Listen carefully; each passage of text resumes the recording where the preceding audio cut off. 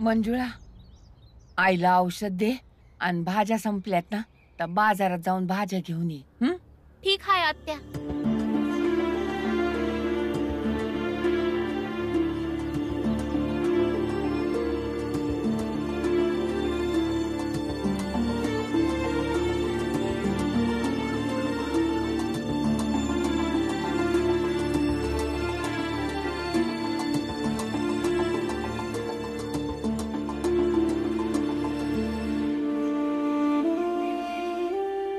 आई, औषध घे तू.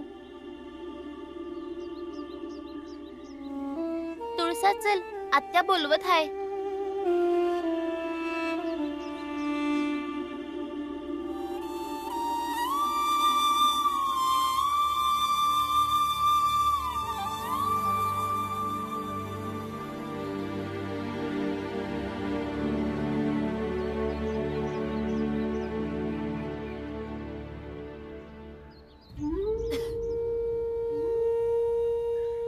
मंजुळा, पालक आणि भेंडी आणा.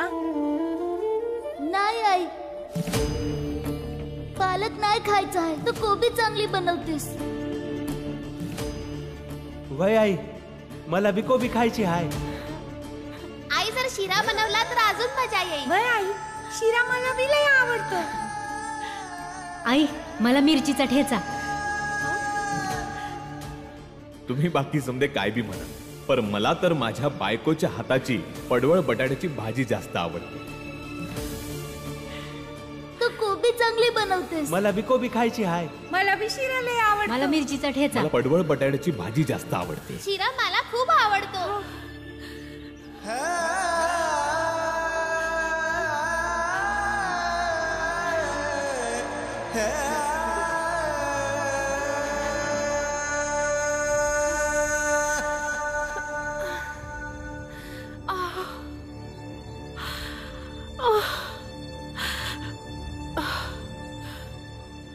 आत्या, आम्ही भाजी घेऊन येतो. तुळसा चल.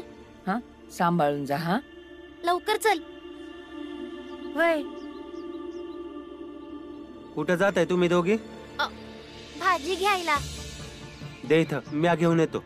अरे बाळा थांब, दे मी घेऊन येते भाजी. मी जातोय ना आई. अरे म्या ठीक आहे बाळा. हे बघ, एकदम ठीक आहे. अरे लय मोठी भाजी आणायची आहे. मग दूध आणि साखर बी आणायचं आहे, शिरा बी बनवायचा आहे. अरे तुम्ही खोली आणि भांडे साफ करून ठेवा आणि तू आत्याकडे लक्ष दे. मी लगेच आली. बरं,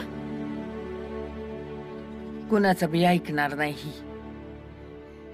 महाराज, अहो विश्वासच बसत नाहीये की ही भीमाबाई कशी काय तयार झाली कर देण्यासाठी. आणि कदाचित आपल्या विजयाची सुरुवात देखील इथूनच होईल. आता तुम्ही पुढच्या रणनीतीवर काम करा. या गावात जी काही धार्मिक स्थळं आहेत त्या सगळ्यांची साफसफाई करून घ्या. बर. त्यांच्याशी संबंधित चमत्काराच्या खोट्या मिथक गोष्टी पसरवा, म्हणजे लोक आकर्षित होतील. आपल्या इच्छा पूर्ण करण्यासाठी धावत पळत इथवर येतील. आणि ते आले की त्यांच्याकडून कराच्या रूपात, दक्षिणेच्या रूपात, दानाच्या रूपात पैसा गोळा करा, ज्यामुळे ही जागा धार्मिक स्थळ बनेल. आणि जिथे धर्माचं प्रभुत्व असतं तिथे अस्पृश्य जातींच्या लोकांना काही स्थानच नसतं. हे अगदी बरोबर आहे. आधी कर लावायचा, मग धार्मिक स्थळांचं राजस्व वाढवायचं. हेच बरोबर आहे महाराज.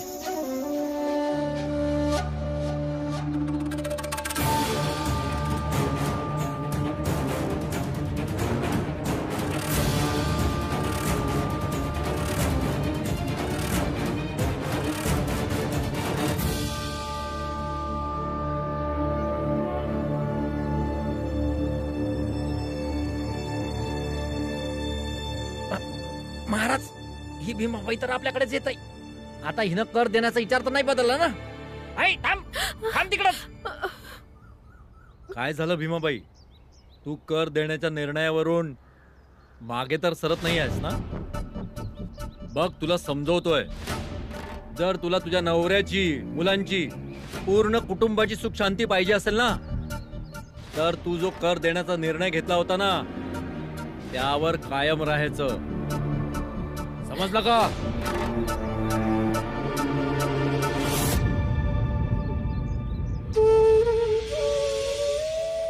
माफ करा आम्हासनी.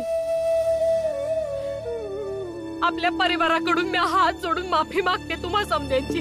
हे बघा, आजपर्यंत जे बी काही झालं, माझा लेकरू भीम आणि माझ्या नवऱ्याकडून जे काही भी त्रास तुम्हा लोकांना झाला, त्या समद्यासाठी मी माफी मागते. जे काही बी कर आहे ते आम्ही देऊन देऊ.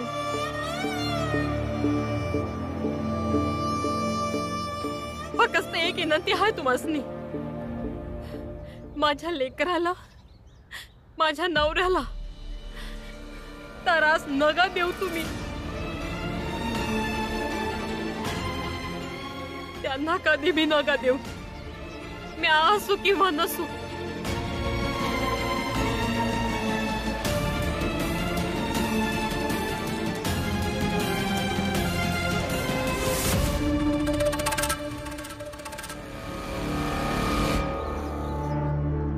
हिनं म्हणलं मी असन का नसन, काही समजलं नाही. आता ही कुठं जाणार आहे? अरे मंगेश, काय ठाऊक हिला भीमरावाने खोटी स्वप्न दाखवली असणार आणि ही 7 समुद्र पलीकडे जायचा विचार करत असेल. बरोबर बोलले तुम्ही.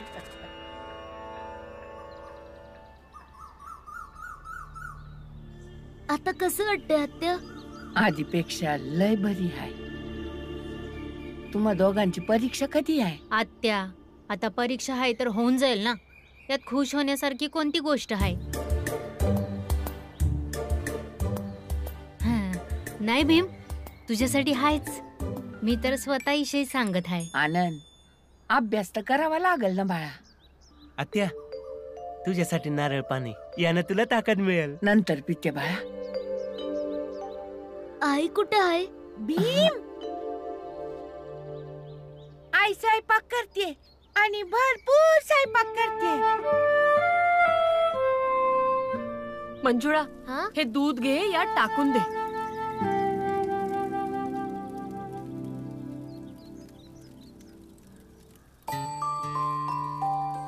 चल कांदा काप.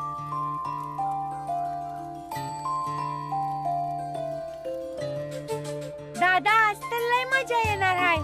आई आपल्या समद्यांच्या आवडीची भाजी करते आणि बरोबर शिरा बी. का ते माहिती नाही, परवहिनी म्हणत होती की आजपासून समद्यांच्या आवडीची भाजी करणार. रोज रोज रोज समद्यांच्या आवडीची भाजी बनली तर पैक लय खर्च होतील. अरे बाळा दादा, मला वाटतं आई अचानक श्रीमंत झालीये. चल आज जाऊया. चल. भीम, भीम, मला वेगळीच शंका येते. तुझी आई आधी तर कधी असं नाही करायची. लवकर आण. तू हे काम ढंगानं होत नाही तुझ्याकडून. हा, खाली सांडला ना समजा काही. माहित नाही सासरी जाणार तर कसं होईल तुझं. अगं आई, वरडू नग ना. काय बी नाही झालं तर माहेरी पळून येईल आणि येऊन तुला विचारेल की कसं करतात म्हणून. एक देईल ना तुला. सासरून पळून येशील तू. आयुष्यात असं कधी विचार बी नका करू. हे बघ, एक गोष्ट व्यवस्थित समजून घे. लग्नानंतर सासरच एका मुलीचं खरं घर असतं.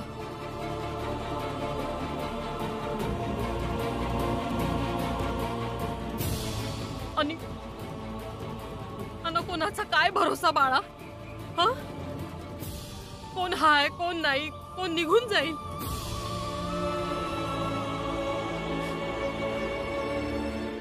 तर मंजुळा, येळेवर समज काही शिकून घे बाळा.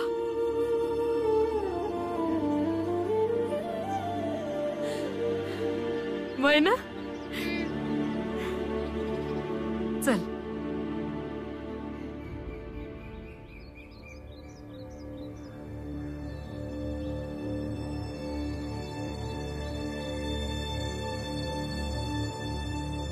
तू बघितलं का? हे बघ, समद्यांच्या आवडीचं जेवण बनवलंय आणि तुझ्या बाबांच्या आवडीची दोडक्याची भाजी बनवली आहे. बस तयार झालीये. जरा चाकून सांग ना कशी झाली आहे ते. ये इकडे. मंजुळाताई, तुला आत्या बोलवते, जा. आई, मी जाऊन येते. हा, ये.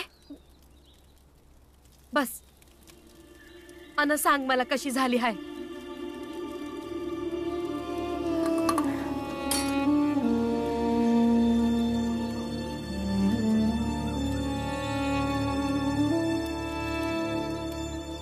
कशी झाली आहे? अन तुझ्या अन बाळादादासाठी ना आई, तू ठीक आहेस ना? भीमाला जर संशय आला तर कुठून ना कुठून कुठल्या ना कुठल्या पद्धतीने हा खरं काय ते जाणूनच घेईन. याला कुठल्या भी परिस्थितीत संशय नाही आला पाहिजे. म्या ठीक आहे भीमा. भीमा ठीक आहे म्या. तू काळजी नग करू. आता औषध घेतलं ना, आता जरा डोसकी दुखी आहे, पण ठीक आहे. डोसक तर दुखतच असतं ना.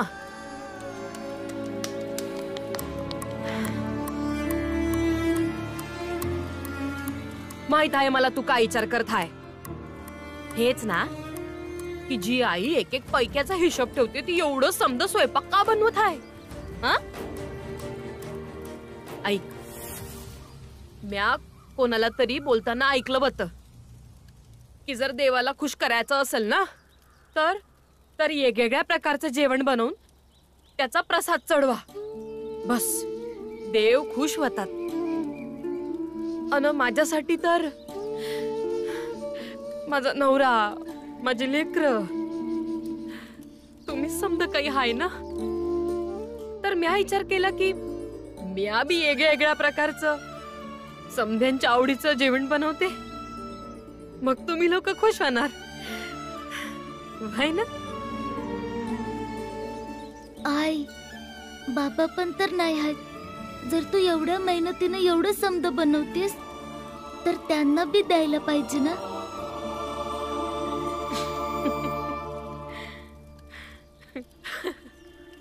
बघ कशी आहे म्या. ही गोष्ट तर लक्षातच नाही आली. बरोबर बोलत आहे तू. आता असं करू मग की जेवण घेऊन तुझ्या बाबाकडे जाऊ आपण, है ना? इथेच त्यांना जेवाया देऊ. बाबा बी लय खुश होतील. हो आई, तू बनव मग आपण जाऊ. हा,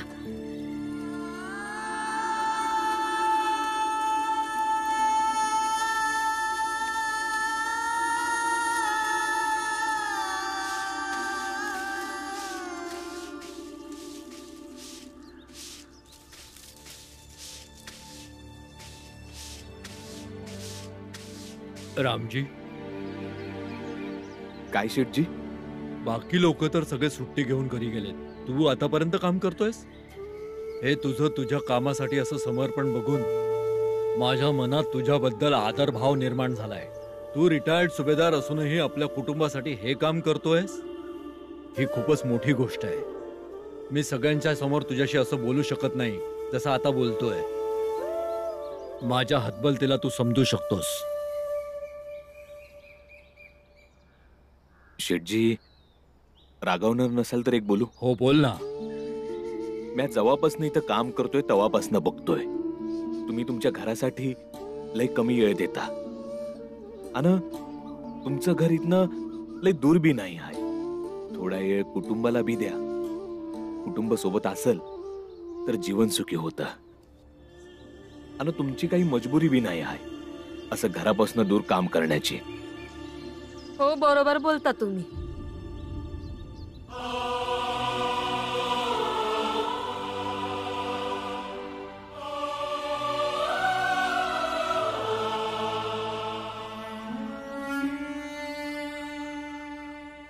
तुम्ही तुमच्या कुटुंबाकडे नाही येऊ शकत ना, तर बघा आलं तुमचं कुटुंब तुमच्याकडं.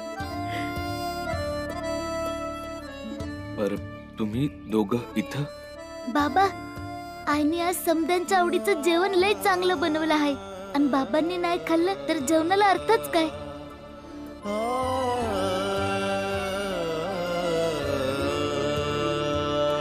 तुम्ही हात धुवून घ्या. म्या तुम्हासनी जेवाया वाढते. दे. शेठजी, इथं बसू शकतो ना?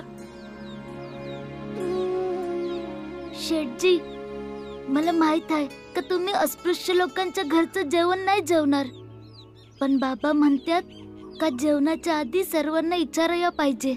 हो बाळा, तुझ्या बाबांनी जे काही शिकवलंय ते तू आयुष्यभर लक्षात ठेव.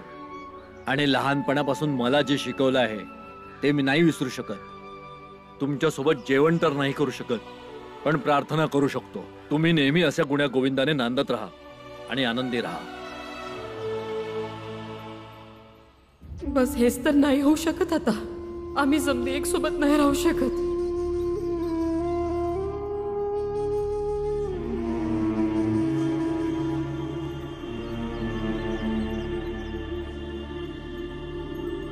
हे घे, उघडते.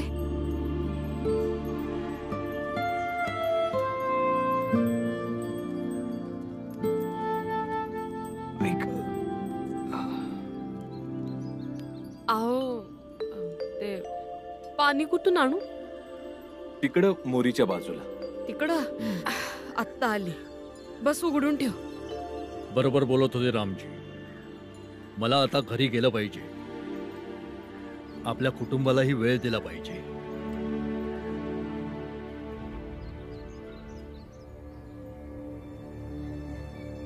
शेठजी, काही बोलायचं होतं तुमच्याशी. हा, बोला. जे समोरचे कैदीस यांना जरा आधी सोडलं तर हे येळेवर घरी येतील. पण रामजीची स्वतःची इच्छा होती की त्याने जास्त काम करावं, जास्त पैसे मिळण्यासाठी. आणि हे सगळं तो तुम्हा लोकांसाठीच करतोय ना. माहिती आहे, पण समोरचे कैदीस पैका कमवण्यापेक्षा जास्त गरजेचं आहे त्यांचं घरी राहणं. विनंती करते मी तुम्हासनी. ठीक आहे. जी आणखी एक गोष्ट. बोला. यांना समजायला नाही पाहिजे की म्या यांच्यासाठी सुट्टी मागत होते. ठीक आहे, नाही सांगणार मी.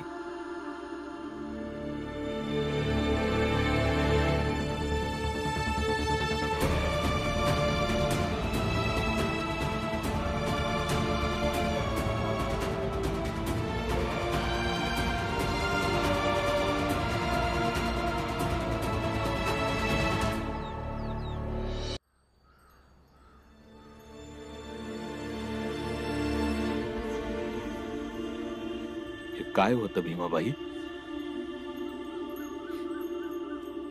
काय? हेच की तू तुझ्या नवऱ्यासाठी सुट्टी मागत होतीस, आणि ही गोष्ट मला समजायला नाही पाहिजे असं का?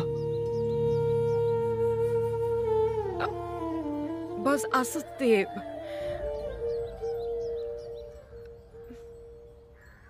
काय असच भीमाबाई? मी काहीतरी विचारतो आहे. एवढ्या वर्षापासून मी तुझ्या सोबत आहे. तुला चांगल्या प्रकारे ओळखतो, चांगलं समजतो. तुला आठवतं भीमाबाई, जेव्हा आपलं लग्न झालं होतं आणि दुसऱ्या दिवसाला तू स्वतःच्या हातावर हे नाव गुंतवलं होतंस, रामजी मालोजी सकपाळ. तेव्हा म्या इंग्रजी फौजेत शिपाई होतो. शिपाई नंतर सुभेदार झालो, रिटायर्ड झालो, रिटायर्ड सुभेदार रामजी मालोजी सकपाळ. प्रत्येक चांगल्या वाईट वेळेमध्ये तू माझ्या सोबत राहिलीस. पर आज पतूर तू कधी तक्रार नाही केलीस. पर मग आज अचानक तू माझ्यासाठी सुट्टी का मागत होतीस, आणि ते बी मला न सांगता? असं का भीमाबाई?